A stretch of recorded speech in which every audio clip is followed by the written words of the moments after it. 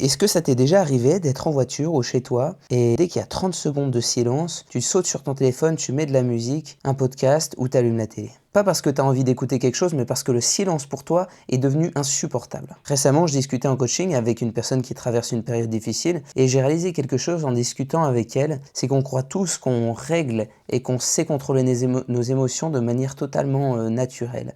Alors qu'en réalité, 95% du temps, on fait du bruit pour ne pas s'entendre penser. Les 3 niveaux de fuite que je vais te présenter représentent la fuite que tu as face à tes propres problèmes intérieurs, que tu ne veux pas regarder par peur, par souffrance. Le niveau 1, la nourriture, scroller sur les réseaux sociaux, les séries en boucle. Quand t'es pas bien, tu vas chercher à te nourrir ton attention un maximum avec toutes ces choses-là pour éviter d'avoir à penser et pour être constamment dans un flow continu. Je veux pas penser.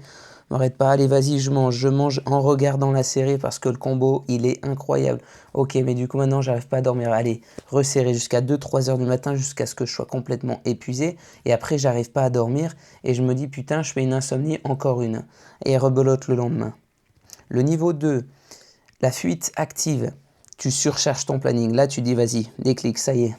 C'est bon, j'en peux plus. Ou alors, t'as plus en fait, il y a un truc, t'as pas envie de penser aux choses qui vont pas bien, donc tu te dis, allez, je vais faire du sport à fond, tu mets un planning de fou, allez, 4 entraînements par semaine, alors qu'avant tu faisais pas d'entraînement, voire 2 entraînements légers, maintenant ça y est, 4 entraînements, ou alors tu sors beaucoup, tu es super sociable, tu dis vas-y, je vais faire une rando par-ci, je vais sortir en soirée avec des gens, j'organise ci, ça, et tu es tout le temps en train de faire quelque chose. Ça c'est le niveau 2, ça reste une fuite, hein. Le niveau 3, la fuite sournoise, encore plus technique que celle d'avant. Aller marcher seul en nature, prendre soin de soi, tu fais ça bien, tu es tout seul, tu marches avec tes écouteurs, avec de la musique.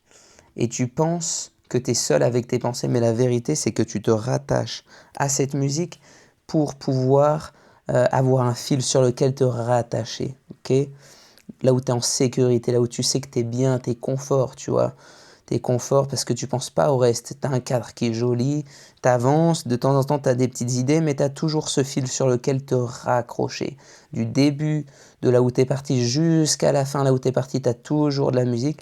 Et quand tu arrives chez toi, qu'est-ce que tu fais? Tu rallumes la télé. Le rôle de l'ego et de la résistance dans tout ça. Ce qu'il faut comprendre, c'est que la plupart du temps, quand je parle à quelqu'un, c'est très très rare, c'est extrêmement rare que la personne me dise « Ah tiens, t'as raison » quand je pointe quelque chose du doigt.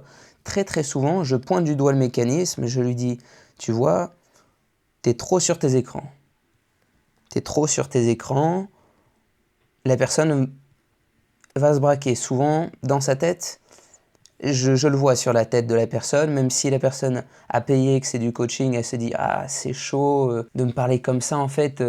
Il est un petit peu agacé, tu vois. » Et la plupart du temps, l'ego va te faire paraphraser en fait ce que l'autre dit. C'est-à-dire va dire oui, c'est sûr, hein, c'est vrai que je suis trop sur les réseaux, je suis trop en train de faire ça, ouais, t'as raison, c'est vrai que il faudrait que je y passe moins de temps, ah ouais, on y passe trop de temps, c'est notre génération, c'est incroyable.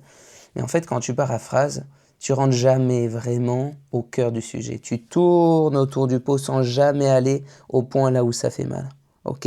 Et quand j'insiste là-dessus, parce que mon rôle c'est de te faire comprendre, de te faire conscientiser tout ça, et ben c'est là où ça commence à devenir agaçant pour certains ou que ça les met dans une certaine anxiété. Et c'est normal, parce que ça pointe vraiment le blocage que tu traverses et le blocage sur lequel tu dois travailler. Et c'est pas facile. Mais une fois que tu l'as identifié, tu peux plus faire machine arrière. Pourquoi c'est important de comprendre le blocage? Où est-ce qu'il se situe? Parce que précisément là où tu sens que ça fait mal, quand je pointe du doigt ce qui te fait mal justement, eh ben, tu le sens à un endroit dans ton corps. Tu le sens dans ton cœur, tu le sens ailleurs, tu le sens. C'est pas agréable, tu le sens dans ton ventre peut-être. Et à ce moment-là, si tu arrives à refaire le cheminement, tu pourras savoir d'où vient ce blocage, d'où vient cette peur. La première chose, c'est d'en prendre conscience. La deuxième chose, c'est d'agir. Et comment on agit? On travaille dessus avec des exercices de visualisation, avec des exercices d'écriture, avec des exercices de prise de conscience. Savoir ce qu'il se passe à l'intérieur de toi pour pouvoir rayonner à l'extérieur de toi. Soigner consolider, structurer tout ce qu'il y a à l'intérieur de toi pour pouvoir avoir la force de t'appuyer justement sur ces structures, ces fondations, pour pouvoir rayonner de toute ta lumière et pour pouvoir attirer l'abondance à toi, que ce soit l'abondance matérielle, financière, sociale, sentimentale. Avant tout ça, il faut régler ce qui est à l'intérieur de toi. Sinon, tout ce cycle que tu fais là, toute cette chaîne de souffrance là où tu te sens bien, eh ben, tu vas y rester. Et c'est à toi de choisir. C'est toi qui choisis si tu veux sortir de cette chaîne de souffrance ou pas. On va faire quelque chose. Si tu es toujours là sur cette vidéo, 10 minutes. Donne-toi 10 minutes. Une marche calme, sans musique, 100% avec toi-même, tout seul. Tu vas marcher dans un coin où tu sais qu'il n'y aura personne qui va te faire chier. S'il faut, tu prends ta voiture, tu te barres loin à la campagne, tu sais qu'il n'y a personne. Même les animaux. À la limite, les arbres. Et une fois que tu y es, tu marches 10 minutes. Seul avec toi-même, minimum 10 minutes.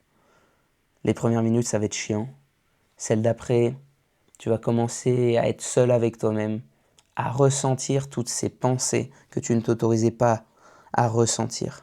Fais tes 10 minutes. Si tu traverses cette période de changement en ce moment, tu sens que ton ego te bloque, que tu veux passer au niveau supérieur, il y a un lien dans la description.